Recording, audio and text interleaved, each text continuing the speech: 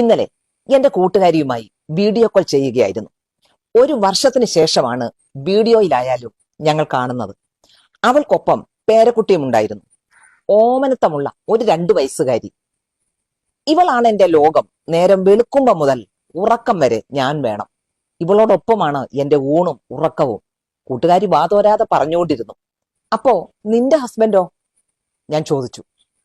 ഓ, എന്നാ പറയാന്, വയസ്സായ പിന്നെ ദുശാഠ്യങ്ങളാ. കുഞ്ഞു രാത്രി കരയുന്നതൊന്നും പുള്ളിക്ക് പിടിക്കത്തില്ല, ഉറക്കം മുറിഞ്ഞു പോകുമെന്ന്. ഞാൻ അതുകൊണ്ട് ആ മുറി അങ്ങ് മാറി. അത് കേട്ട് ഞാൻ ചോദിച്ചു, കുഞ്ഞിന്റെ അച്ഛനും അമ്മയുമോ? കുട്ടി അവർക്കൊപ്പമല്ലേ കിടക്കുന്നത്? അവളുടെ മറുപടി രസകരമായിരുന്നു.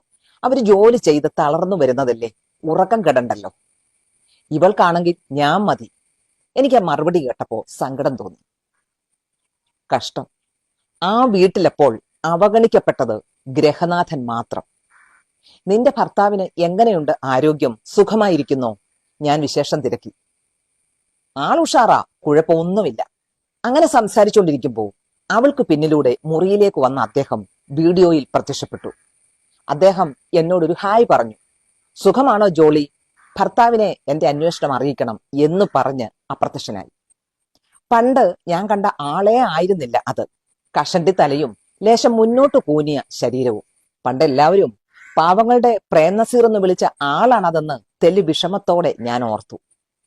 ആൾ ഉഷാറാ, കുഴപ്പമൊന്നുമില്ല എന്ന കൂട്ടുകാരിയുടെ ഡയലോഗ്. അവൾ അറിഞ്ഞില്ല ഭർത്താവിന്റെ മാറ്റം. എന്നും കാണുന്നവരിൽ ഉണ്ടാകുന്ന മാറ്റം നമ്മൾക്ക് മനസ്സിലാവത്തില്ല. അതാണ് കാരണം. നമ്മുടെ കുട്ടികൾ വളരുന്നതൊന്നും നമ്മൾ തിരിച്ചറിയുന്നില്ല. ഒരാഴ്ചത്തെ ഇടവേളയിൽ എവിടെങ്കിലും പോയി തിരിച്ചെത്തിക്കഴിഞ്ഞാൽ അവരെ ഒന്ന് കാണുമ്പോൾ നമുക്ക് അത്ഭുതം തോന്നും. നീ അങ്ങ് നീളം വെച്ചു, മെലിഞ്ഞുപോയി എന്നൊക്കെ അപ്പോൾ നമ്മൾ കമന്റ് പറയും. ദീർഘകാലം ഒപ്പം ജീവിക്കുന്ന ഭർത്താവിലെ മാറ്റങ്ങൾ തിരിച്ചറിയുന്ന എത്ര പേരുണ്ട് നമ്മൾക്കിടയിൽ? ഇടയ്ക്കെങ്കിലും അദ്ദേഹത്തെ ഒന്ന് ശ്രദ്ധിക്കാറുണ്ടോ?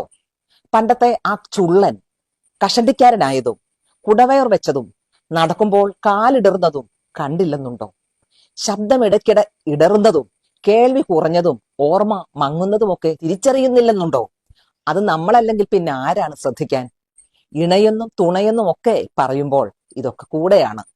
ഭക്ഷണം വെച്ചു വിളമ്പി കൊടുക്കുന്നതും തുണി നനച്ചു കൊടുക്കുന്നതും മാത്രമല്ല തുണ എന്ന് പറയുന്നത്. മധ്യവയസ്സ് പിന്നിട്ടാൽ അല്ലെങ്കിൽ കൊച്ചുമക്കൾ ഉണ്ടായിക്കഴിഞ്ഞാൽ അപ്പനും അമ്മയും 2 മുറിയിലോട്ട് കിടപ്പ് മാറ്റും. അവർക്കൊപ്പമുള്ള വല്യപ്പച്ചനും വല്യമ്മച്ചിയും 2 മുറിയിലോട്ട് കിടപ്പ് മാറ്റും. അതെന്തിനാണെന്ന് എനിക്ക് മനസ്സിലാവുന്നില്ല. കൊച്ചുമക്കളെ കെട്ടിപ്പിടിച്ചോണ്ടാണ് പിന്നെ മുത്തശ്ശിമാരുടെ കിടപ്പ്. മക്കളെ അവരുടെ അച്ഛനമ്മമാർ വേണം കെട്ടിപ്പിടിക്കാൻ. ഉറങ്ങാൻ കിടക്കും വരെ ലാളിച്ചോളൂ. പക്ഷെ കിടക്കാൻ നേരം അവനവന്റെ ബെഡ്റൂമിൽ ഭർത്താവിനടുത്ത് തന്നെ കിടന്നുറങ്ങണം. വയസ്സാവുമ്പോഴാണ് മനുഷ്യർക്ക് ശരിക്കും കൂട്ടുവേണ്ടത്. ഉറക്കം അകലെയായി പോകുന്ന രാവുകൾ. അപ്പോൾ ഒന്നും മിണ്ടിപ്പറയാൻ. ചുമയ്ക്കുമ്പോൾ ഒരിറ്റു വെള്ളം വേണമെങ്കിൽ എടുത്തു കൊടുക്കാൻ. കാല് കോച്ചുമ്പോൾ ഒന്ന് തടവി കൊടുക്കാൻ. ആരുമില്ലാതെ അനാഥനെ പോലെ അങ്ങേരെ ഒരു മുറിയിൽ കിടത്തരുത്. ആർക്കും എന്നെ വലിയ കാര്യമില്ലെന്നൊരു തോന്നൽ അദ്ദേഹത്തിനുണ്ടാവും. എന്നോടൊന്നും മിണ്ടാൻ ഭാര്യയ്ക്ക് പോലും നേരമില്ല. മക്കൾ അവഗണിക്കുന്നു എന്നൊക്കെ തോന്നുക, അത് വാർദ്ധക്യകാല തോന്നലുകളാണ്. വാർദ്ധക്യത്തിന് ആക്കം കൂട്ടാൻ അത്രയുമൊക്കെ അവഗണന ധാരാളം മതി. അതുകൊണ്ട് ഒരുമിച്ചുള്ളപ്പോൾ സന്തോഷമായി സായാഹ്ന കാലം ചിലവാക്കുക. അദ്ദേഹത്തോടൊപ്പം മിണ്ടിപ്പറഞ്ഞ് രാവുകൾ ചിലവാക്കുക. കൊച്ചുകുട്ടികളെ പോലെ തമാശകൾ പറയാം. ചെറിയ യാത്രകളാവാം. നല്ലൊരു പുസ്തകം ഒരുമിച്ചിരുന്ന് വായിച്ച് സന്തോഷിക്കാം. ചെറിയ ചെറിയ പങ്കുവെക്കലുകളാവാം. അല്ലാതെ വാർദ്ധക്യകാലത്ത് എടുത്താൽ പൊങ്ങാത്ത കാര്യങ്ങളൊന്നും നമ്മൾ പറയേണ്ടതില്ല. ഒരു മുറിയിൽ കിടക്കുന്നത് കൊണ്ട് മറ്റുള്ളവർ പരിഹസിക്കുമെന്ന് ഒന്നും ചിന്തിക്കരുത്. നമ്മളുടെ കൂട്ടുകാരനോടൊപ്പം നമ്മളല്ലാതെ മറ്റാരാണ് നമ്മുടെ ഏകാന്ത ജീവിതങ്ങളെ നേരിടുക?